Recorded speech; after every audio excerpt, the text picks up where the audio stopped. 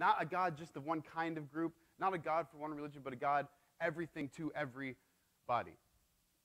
So we've been going through Genesis, and we've been looking at how these stories fit into that. And this series is really about looking at maybe sometimes specifically the stories that don't fit into that, or seemingly don't.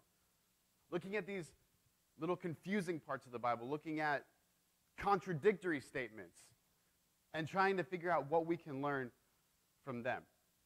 So today we're going to talk about Abraham's nephew, Lot. This guy named Lot.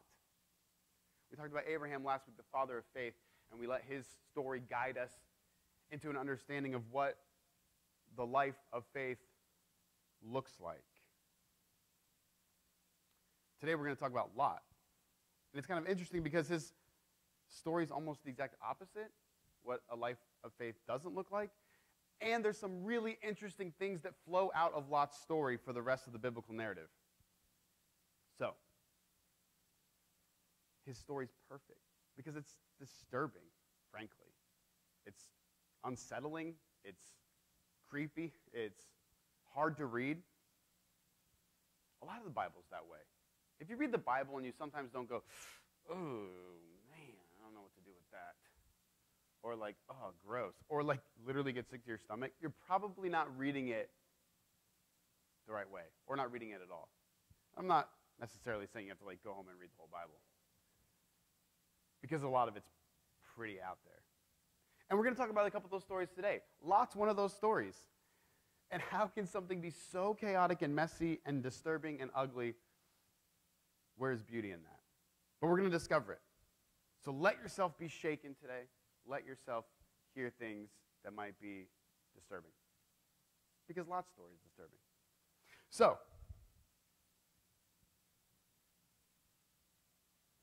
Lot. A nice story that somehow we put into flannel graphs, which I never understood that. Like, think about the fact that we tell 5-year-olds. I was thinking about this concept this week, that things we tell children in a religious context, because we kind of forget how actually like disrupting they really are, and we get used to it, and we want to raise our kids with, biblical knowledge. So we'd sit them down like, so Lot's wife was destroyed because she looked back as God was raining nuclear holocaust on her friends.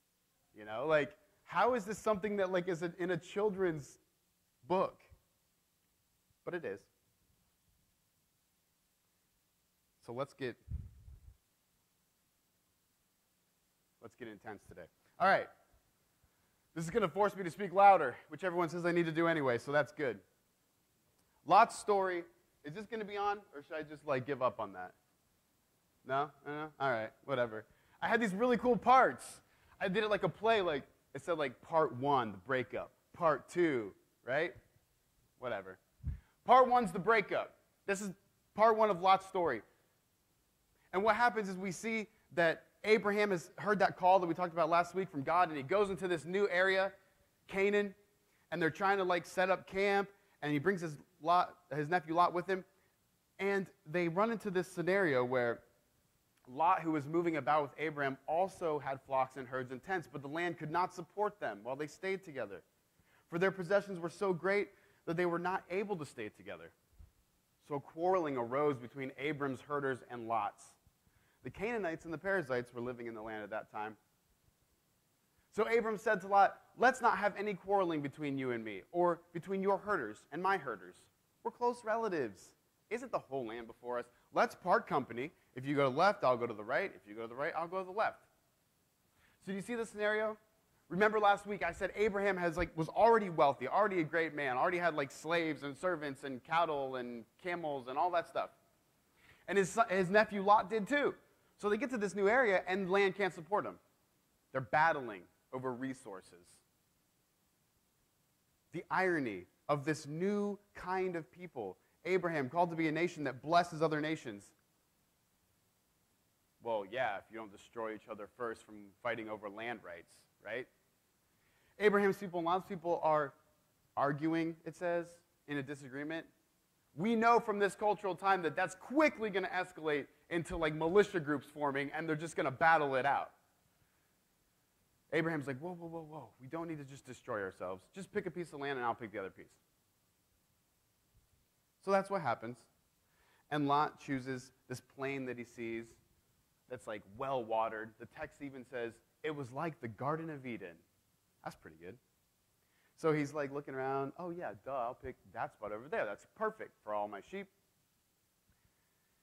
And it was in this area, this region, there were a few cities. Two of the cities were Sodom and Gomorrah. I think probably a lot of you know where this story is like headed. But like, let's try to put ourselves into it in a new way, take maybe some of the baggage out, bring new baggage in by the end, right? A lot of people look at this text. I heard so many sermons growing up. There's this thing that like preachers do where they take a phrase from the Bible and then they say it dramatically, and it's supposed to impose meaning into it. So the other day I was watching this pastor on Facebook, and he had this table set up with like chairs around it. And he was talking about, you set a table before me in the presence of my enemies. And sorry. He sits in one of the chairs, and he's like looking in the distance, and he's like rubbing his beard, and everyone's kind of waiting to see what's going to happen. And he says, he's not looking at the crowd. It's like this. Like he's looking ahead, and the crowd's over here. He's like, look to the person next to you. Tell him to set the table. And then he gets up, and he's like, set the table. And I'm like, that doesn't mean it. You're just, who cares? Set the table. What is that? How? But everyone's like, hey, man, set the table, you know? So this happens in this story, too. I heard a lot of sermons. Lot pitched his tents towards Sodom. Well, yeah, if you just read that, it's just a thing that happened. He pitched his tents. That's where he set up his tents, right? No big deal necessarily. There's nothing in the text to lead us to think this is a bad move. It's a great move. He's going to go where the cities are. He's got lots of sheep. He's going to have to trade. He's going to have to get involved with commerce. So he goes near some cities. This story is a tragedy. Lot's story is a tragedy. But not because of his first initial choice of where he's going, but because they even had to make that choice. The fact that they even had to split because of quarreling, could not even find a way to share things together as a new nation that's supposed to bless other nations. So he goes into this area called Sodom. And he quickly becomes important in this city, probably because he's super wealthy, right? So he starts making connections. Before long, we see that he's up in power. So much so that at one point, some neighboring cities come and they invade Sodom, and they capture Lot. Like, he's one of the people they capture.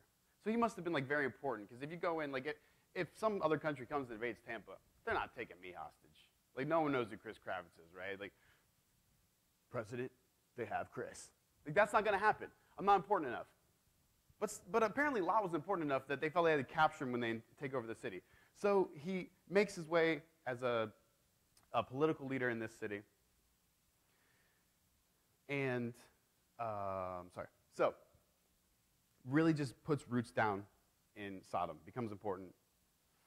It says he sits in the gate. Remember, like we talked about, that's a position of power, of authority. We looked at the story of grain versus sheep. And the God Enlil says, let him who has grain sit in the gate. Right? Like, you're important if you sit in the gate. So Lot's sitting in the gate. He has power enough that he's even noticed by other nations. Which brings us to part 2. The messengers. The messengers. These 3 men come to Abraham. One of them, we find out from the story, is God.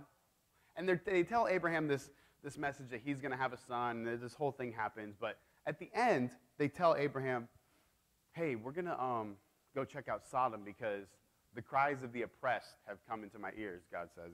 They're oppressing people, and I'm going to go see if it's as bad as it sounds.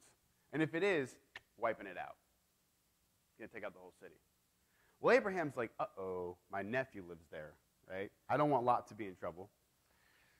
So he tells God, all right, it sounds bad, right? I mean, it sounds bad. But if you can find 50 people that are not living unjustly, that are living the right way, taking care of people instead of hurting them, will you destroy it? No, I won't destroy it for 50. All right, cool. If you find 40 people, I won't destroy it for 40. 30, 20, 10, talks God all the way down. If the messengers can find 10 people who are actually living for others instead of to oppress others, God won't destroy the city. So these 2 messengers go. and they go into town, they're going to scout it out. And like any ancient Near Eastern town, with any ancient Near Eastern visitor, they walk into the town square. They're just planning on staying there. Well, Lot greets them at the gate. It must have been his turn to keep watch, whatever. Or maybe he had a permanent station there. Remember, he was important. He sees them come in, and he does the righteous thing, the right thing. He goes and greets them, and he bows low to them, follows all the customs of the time. He says, I'll give you food, I'll water your animals, I'll do whatever you need, come stay with me. And they're like, no, Lot, we don't need any of that. We're good in the town square. It's safe. Right? Common law says that you can sleep outside if you're a stranger or an immigrant. And Lot's like, just trust me on this one. You're going to want to come stay with me. No. Please, please. Stay in my house. I really want you to. So they do. So the messengers come and they stay with Lot. And they're kind of telling him what's what, like, hey, well, actually, they don't tell him yet. So they're here to scout out whether the city's going to be destroyed and whether it's as bad as it sounds.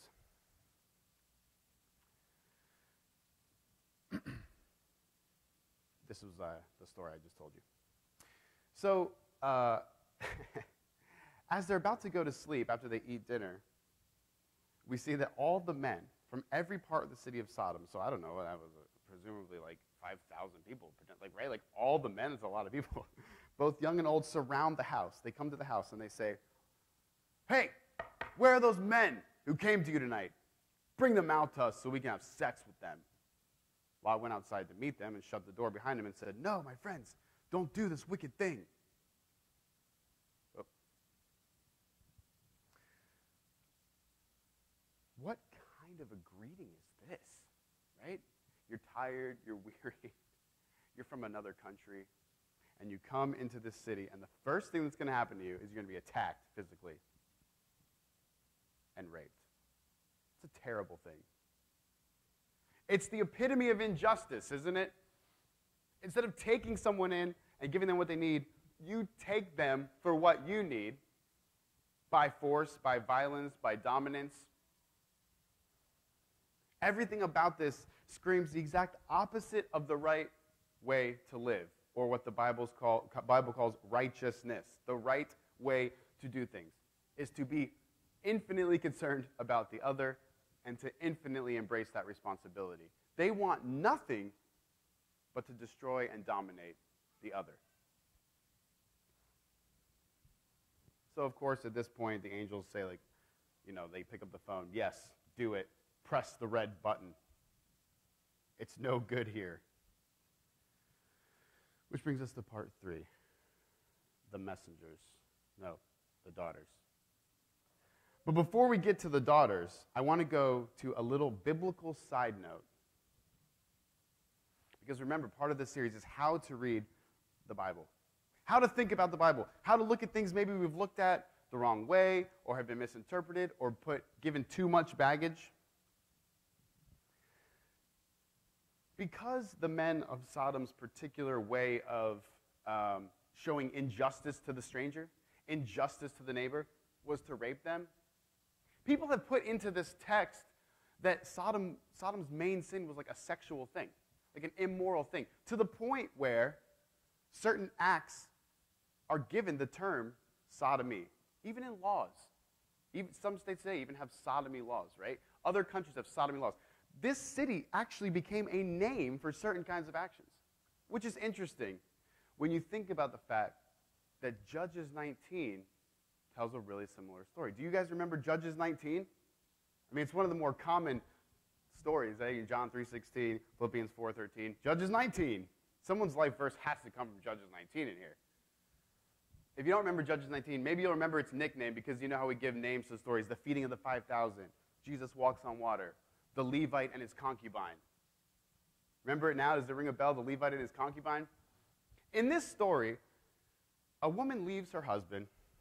Actually, she's a concubine. She's not even his wife. But she leaves him. She's unfaithful to him. Goes back to get her. She's staying with her in-laws. This man's a Levite from the tribe of Levi, an Israelite. Israel had 12 tribes. Levi was one of the tribes. He was from the tribe of Levi. So So this Levite man goes to fetch his concubine from her parents' house, his in-laws. He stays with them about a week. Every day he wants to leave, but the dad's like, nah, stay with us a little more, like a super great guy. Well, finally they leave, and they're making their way back to the town they're from. And it's getting late, it's getting dark. And he says, his servant says, we need to stop for the night, let's take a rest. And there's a city up here, Jebus. And the man says, the Jebusites? Oh, no, I will only spend the night in a town of Israel. I will not be with those dirty pagans, right? We don't need a Sodom situation on our hands. Let's stay with the righteous, with the just, with the faithful, with people like us. So they find the town of Gibeah, also pretty close. Gibeah was a town from the tribe of Benjamin. So another one of the 12 tribes. These were Israelites. They were Benjamites. They were from the tribe of Benjamin. They go in and they sit in the town square, and they're going to spend the night there. An old man comes in from shepherding his sheep, and he tells them, you got to get out of town square. You got to come to spend the night with me. And they're like, no, we're good. And he's like, no, please, spend the night with me. So they go with him to his house, and he waters their animals, and he feeds them dinner. And before they go to bed, there's a knock on the door. Where's that man you're staying with you? Send him out so that we may have sex with him. Literally the exact, copied and pasted from the Sodom story. The exact same phrase. The man comes out, shuts the door behind him, and says, no, friends, do not do this wicked thing. If you remember the story of Lot, Lot doesn't want his guests to be mistreated. So he actually offers his 2 daughters in their place. He says, hey, I have 2 virgin daughters. Take them and do with them what you would have done with these men. Have your way. That's pretty disturbing in and of itself, isn't it? Let that sit with you for a second. But that's what happens. And we'll come back to that in a moment. Well, in this story in Judges 19, the shepherd man who took in the Levite and his concubine says, no. Don't do this wicked thing. I have a virgin daughter, and he has a concubine. Take them. So they take, the difference is they take the concubine, and they end up killing her. And then if you read the rest of the story, it goes for 3 chapters, 19 through 21. It's some of the most disturbing and gruesome things you've ever read. Not just in the Bible, I mean period. It ends up causing a civil war. Thousands upon thousands of people are killed. So I just have to ask myself, how did sodomite become a catchword for a kind of group of people? How did sodomy become a catchword for a kind of group of people? Why don't we say Israelite? Or Israeli for certain acts, right?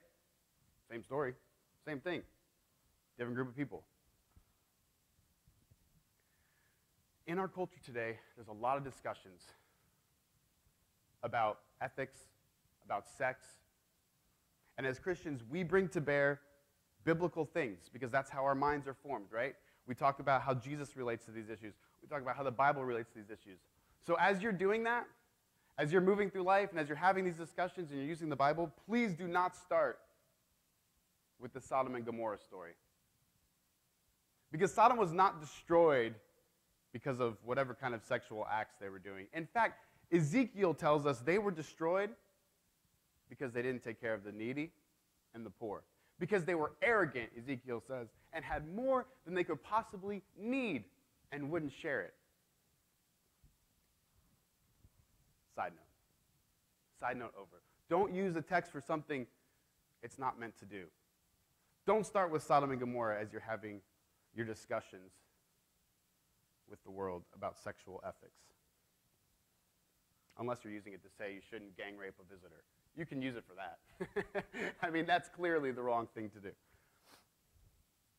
Part 3, the daughters. So these daughters of his that he offered as tribute to these men,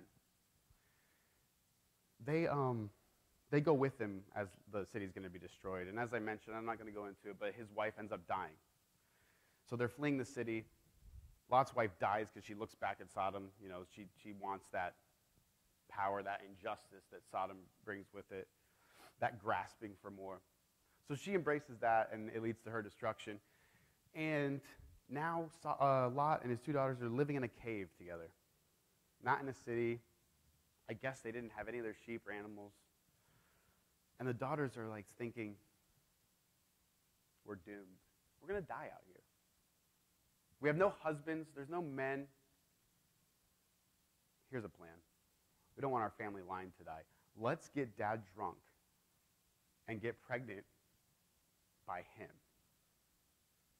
Do you see, like, the crazy spiral out of control that this story is?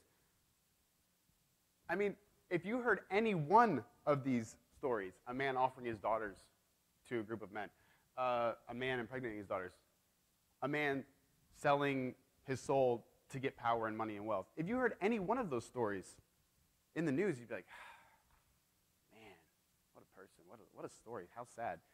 They're all combined in one narrative in this case. It's just truly gut-wrenching, the emotion behind this story. So, they're living in this cave. They act out this plan, and lo and behold, it works. And they each have a son. And one son is named Ben-Ammi, and the other son is named Moab. And the text tells us that from these sons came the Ammonites and the Moabites.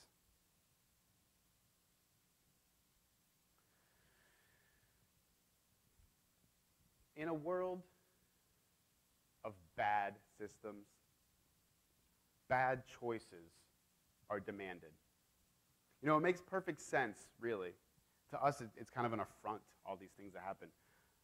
But when you look at the world that Lot surrounded himself with, it makes perfect sense. He made all the right decisions, right? And his daughters made all the right decisions. Because if you're in a time, in a place where a woman's only value is to bring power to another family, why not keep it in your family? If your only role is to bear children as a source of power and prestige, it makes perfect sense. If your only goal is to amass wealth and power and political prowess, it makes perfect sense to go to a place where those things are rewarded, even if it means at the expense of the poor. All of Lot's choices are logical and make the right sense for the systems he's in. So we have to hear these stories call to pull us out of bad systems, whether they be religious, personal, relational, or political. So from the Moabites, from Moab, we see this group, the Moabites. And all of the bad things we see in Lot really are supposed to be politically enacted by Moab. And so the people of Abraham go one direction, and the people of Lot go the other direction, just as they did in the plain that day. And they become enemies. And they become people who fight and battle each other for possession of the land. And it's interesting, some things that happen with the Moabites, because they're really talked about quite a bit in the Bible. And even with the strained relations, Israel's law actually says, do not harass the Moabites or provoke them to war. I will not give you any part of their land. I have given Ar to the descendants of Lot as a possession. So even in all this mess, they still have a place. They still have a function in the world. Israel is commanded not to go after Moab. But of course, when we get to Judges, we see this. At that time, they struck down about 10,000 Moabites, all vigorous and strong, not one escaped. And that day, Moab was made subject to Israel, and the land had peace for 80 years. So, that didn't work. Deuteronomy's law didn't work. Relations were strained, to say the least, right? In fact, so much so that another one of Israel's laws forbids a Moabite from ever worshiping with the people of Israel. If you remember, in Israel, religion and politics were tied up together to the point where, like, the laws were over both areas of life. It really wasn't both areas of life. It was just one area of life. They're tied completely together. And if someone came into Israel that was not an Israelite, there were methods and mechanisms set up that they could integrate into the community. They could become Israelite. They could worship Yahweh. They could leave the worship of their God and worship a new God. So, for instance, if an Egyptian came into Israel, they could say, hey, I see the value of Yahweh. Osiris is just not cutting it, so can I be with you guys? I like your justice. I don't like injustice. Great. Yeah, awesome. Your grandchild can enter our community fully with full rights. You can't, and your children can't, but your grandchild can. 3 generations had to pass before an Egyptian could be fully integrated to the nation of Israel and Hebrew worship. But Deuteronomy says this about the Moabites. No Ammonite or Moabite, right, no descendant of Lot, or any of their descendants may enter the assembly of the Lord. Not even in the 10th generation, right? Think about how long you can think in the future. 10 full generations. Not even that. No descendant of any Moabite may enter the assembly of the Lord, may worship the God of the Hebrews, may enter into the political structures of Israel. No Ammonite or Moabite.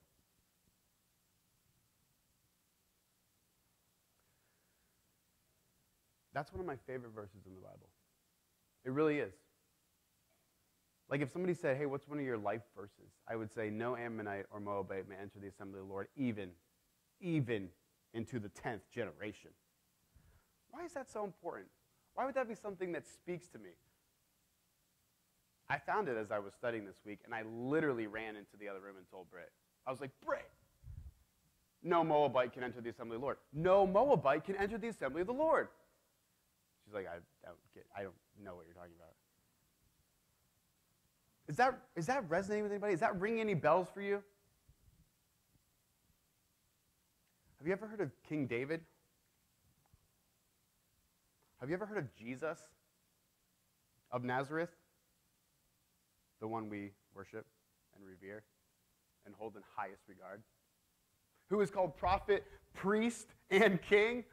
You want the assembly of the Lord? It's summed up in this guy, Moabite. Of Moabite descent. King David, Moabite descent. Do you remember the story of Ruth? Ruth was a Moabite. If you read the book of Ruth, it says it about 1 million times. Ruth the Moabite, Ruth the Moabite, Ruth the Moabite. Why is that so important? Why does it always tell us she's a Moabite? Because no Moabite may enter the assembly of the Lord, even into the 10th generation. But Ruth did. And Ruth had a child that did, and that child had a child that did, and that child. So Ruth's great-grandson, King David, the great King David, and of course, many generations later, Jesus of Nazareth. So what do we see from that? Why is that important? Because if that's not a contradiction, I don't know what is, right? Like, no Moabite may enter. Some Moabites are the most important people the world has ever seen. Like, how do you, like, what, where is the connection there? How do you get from that place to that place? That, to me, is the movement of God. Where do you see God? In the things that don't add up, but from them come beauty. And this is what Lot's story is all about. Because if you're going through the text, there's nothing good that happens. There's literally not one good thing that happens. People are killed. People are destroyed by raining fire. People are having incestual relationships. People are offering their daughters to brutal men. People are just doing the most absurd, crazy things in an attempt to make their lives something they think they need. And it just spirals out of control to the point where you have two groups of people who can't get along, who only wipe out thousands of each other at a time when they get any opportunity, and who will never worship together. We will never serve the same God. That's a pretty bad story. And yet, in that loud, boisterous, screaming anger, and all of the injustice, and all of the mess, and chaos. Something is whispering. Something's haunting it. Something's under the words of those laws that just say, just kidding, just kidding. We're moving away from those. Somehow, some way. Just hold on. You'll see. In your life, don't be afraid of your past. You know, this one of the weirdest parts of the Bible is in the New Testament when Lot is called righteous. In what way is Lot righteous? By what mechanism is Lot righteous? Well, he did only the unrighteous thing his whole life, right? And so did his daughters and then the rest of his descendants time immemorial. Like, why is he considered righteous? I don't actually know how the author gets to that point. I mean, we can unpack that. It'd be fun maybe for breakouts.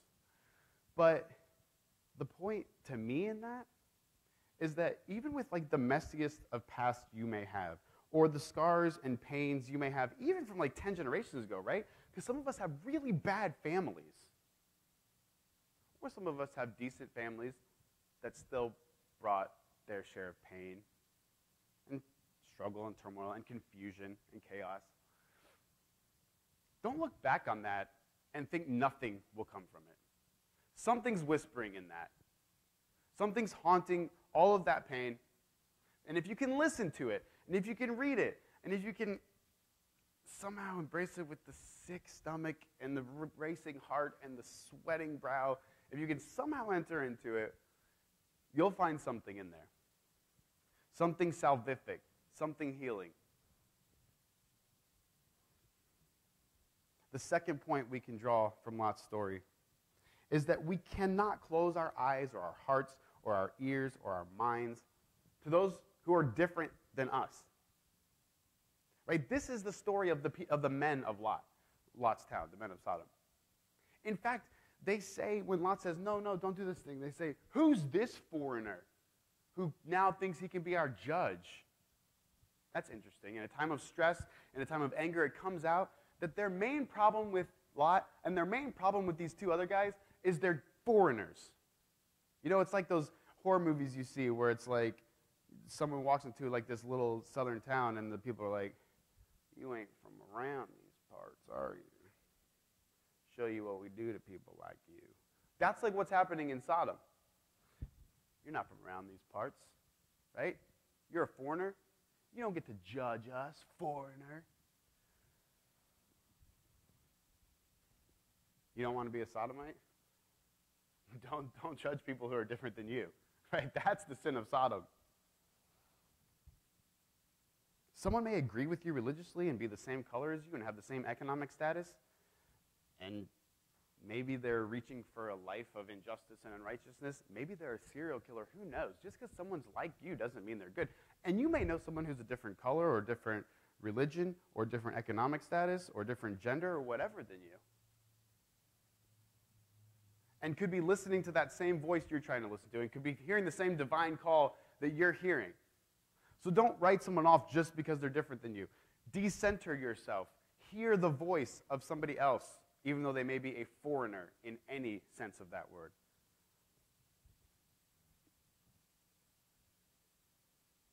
Be like Naomi, Ruth's mother, who received a Moabite woman, and from that brought new life to Israel and the whole world.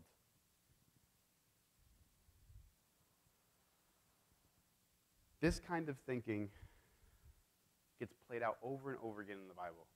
One group of people who just distrust everybody and abuse everybody and seek power and wealth from it, and another group of people who don't do that and find life and joy. It's really just the two, the stories happen over and over.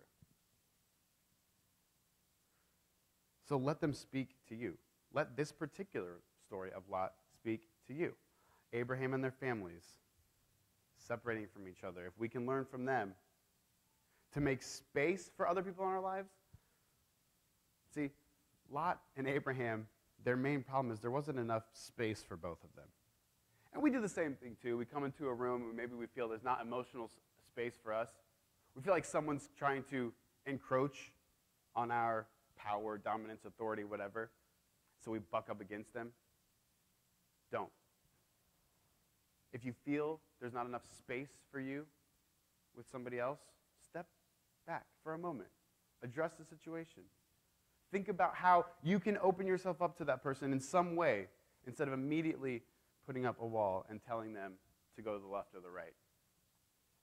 When we can do these things, when we can make space, when we can learn to hear voices that are different than our own, when we can learn not to seek a life of grasping and striving like Lot and his daughters, then we pull Revelation 21 a little closer to ourselves. We bring that time of peace and hope a little bit closer to the people around us. So let's work together to do that and find creative ways to encourage each other in that. And let's watch as the beauty shines through all of the mess. Let's pray.